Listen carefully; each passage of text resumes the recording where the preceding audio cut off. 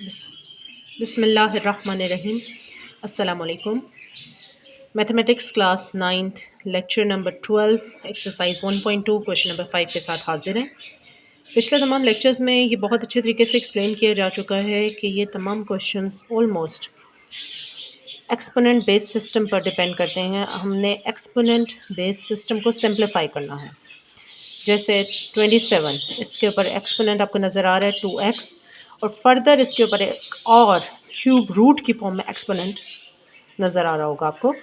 तो याद रखिए, जब स्क्वायर रूट होता है तो स्क्वायर रूट की जो एक्सपोनेंशियल फॉर्म होती है वो 1/2 होती है, और क्यूब रूट की एक्सपोनेंशियल फॉर्म 1/3 होती है। तो इस वक्त 27 के ऊपर 2 टाइप्स ऑफ एक्सपोनेंट्स हैं, एक 2x है और एक 1/3 है। इसके अलावा 3 बेस है और 2x-1 एक्सपोनेंट है। मोर ओवर आप देख सकते हैं कि 54 को सिंप्लीफाई करना है, 27 को सिंप्लीफाई करना है, 216 को करना है, 9 को करना है, और 3 ऑलरेडी प्राइम नंबर है, वो सिंप्लीफाइड है। इनमें से 27 के बारे में मैं आपको बताती जाऊँ, 3 3 ज़ा 9, 9 3 ज़ा 27, and everyone knows when 3 is multiplied 3 times it makes 3 power 3। Anyways, come to the point. 54 को सबसे पहले हम यहाँ सिंप्लीफाई करते हैं।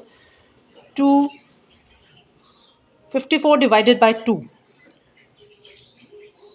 तो 27 आया। इसी तरह 3 9 ज़ा 27, 3 3 ज़ा 9, 3 1 ज़ा 3। मोरओवर मैं आपको पहले भी बता चुकी हूँ कि किसी भी नंबर को आपने यहाँ सिंप्लीफाई करना है तो आप उस नंबर को 2 3 5 7 पर डिवाइड करके चेक कीजिए। 2 पे डिवाइड करने से 27 आ रहा है, 3 पे डिवाइड करने से 9 आ रहा है। अगेन 3 3 ज़ा 9 एंड 3 1 ज़ा 3। मोरओवर 216 का भी यही हिसाब है कि 216 इज़ डिवाइडेड बाई 3, तो 3 पे डिवीजन करने से 72 आंसर है। फिर 72 को डिवाइड कीजिए 3 पर तो 24 है। फिर 3 8 ज़ा 24, 2 4 ज़ा 8, 2 2 ज़ा 4 एंड 2 1 ज़ा 2। तो ये तमाम फैक्टर्स जो सिंप्लीफिकेशन के बाद 54 से हमने लिए हैं वो हमने यहाँ लेन में लिख दिए हैं जी। 2 multiply by 3 multiply by 3 multiply by 3, ये आप देख सकते हैं। इसी तरह 216 जहाँ है वहाँ पर सिंप्लीफिकेशन के बाद ये फैक्टर्स आए हैं, जिसमें 3 टाइम 3 था और 2 टाइम 2 था।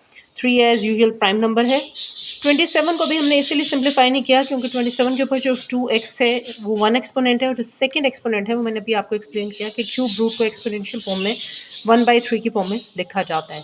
तो so cube root is now 1/3। इधर आ जाइए, अगर 9 के लिए देखें तो एवरीवन नोज 3 3 ज़ा 9 होता है, यानी 3 2 टाइम्स।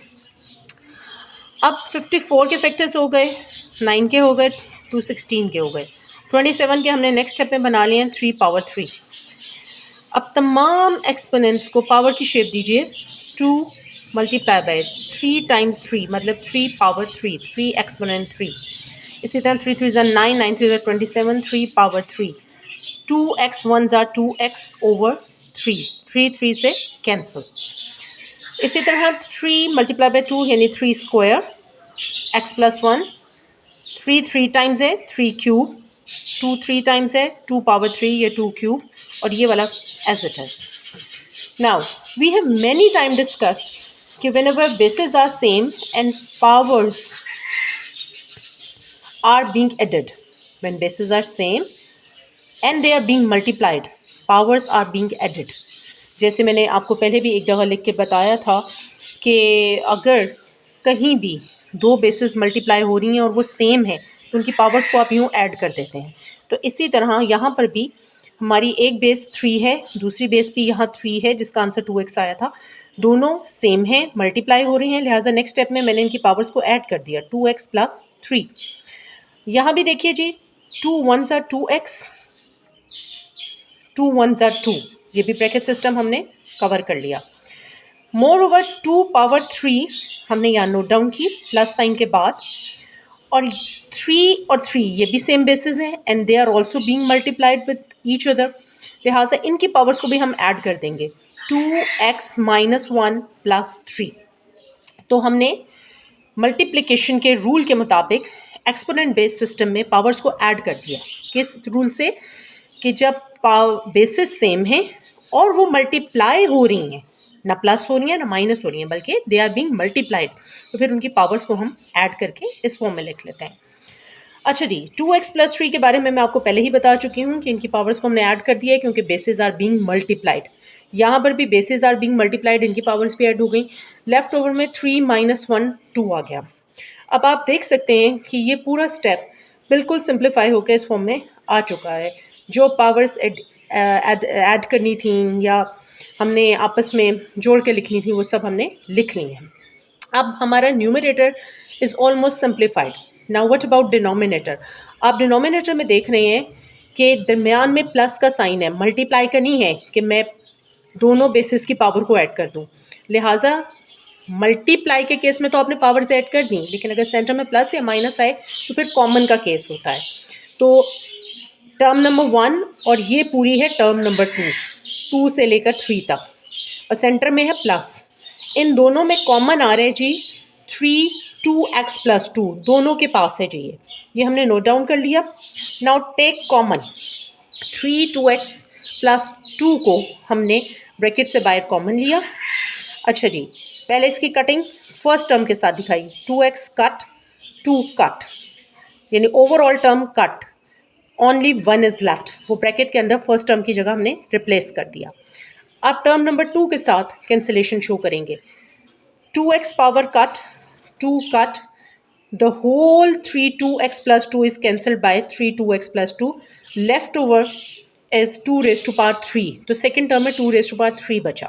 अब इसमें से 3 विद एक्सपोनेंट 3 विद एक्सपोनेंट मैंने सेपरेट कर दिया यहाँ पर, और लेफ्ट ओवर में है 2/9। आप देख रहे हैं 2 raised to power 3 8 होता है, आप कैलकुलेटर पे कैलकुलेट कीजिए, 2 raised to power 3 8 प्लस 1 9, तो 2/9 मैंने सेपरेट कर दिया है और दोनों एक्सपोनेंट बेस सिस्टम मैंने सेपरेट कर दिए। अभी थोड़ी देर पहले हमने देखा था कि if basis are same then and they are being multiplied then their power is added. इस वक्त basis are same but they are not being multiplied, they are being divided. तो डिवाइड के केस में पावर ऐड होने के बजाय subtract होती है, यानी डिनोमिनेटर की पावर ऊपर जाके साइन चेंज कर लेगी। यहाँ एडिशन नहीं करनी, यहाँ पर सब्ट्रैक्शन करनी है, क्योंकि इससे पहले हम लोगों ने अगर एडिशन की थी तो बेसिस सेम थी और मल्टीप्लाई हो रही थी। यहाँ पर बेसिस सेम है मगर डिवाइड हो रही हैं, इसलिए एडिशन वाला केस नहीं होगा बल्कि सब्ट्रैक्शन वाला केस होगा। ये पावर ऊपर जाकर माइनस होगी, इसके साइन चेंज हो जाएंगे, -2x -2, 2x cancelled by -2x. Now the leftover is 3 raised to power 3 minus 2, 2 over 9. 3 raised to power 3 minus 2, 2 over 9. 3 minus 2 is 1. Now multiply 3 to 6, 3 to 2, 3 2s are 6 over 9. After cancellation, you get 3 2s are 6 and 3 3s are 9. So this was the exponent based system simplification. इसे मैंने कोशिश की है कि इसको अच्छे से explain किया जा सके, होपफुली आपको समझ आया होगा। If there is any kind of difficulty please ask me in the comment box. Thank you so much. अल्लाह हाफ़िज़।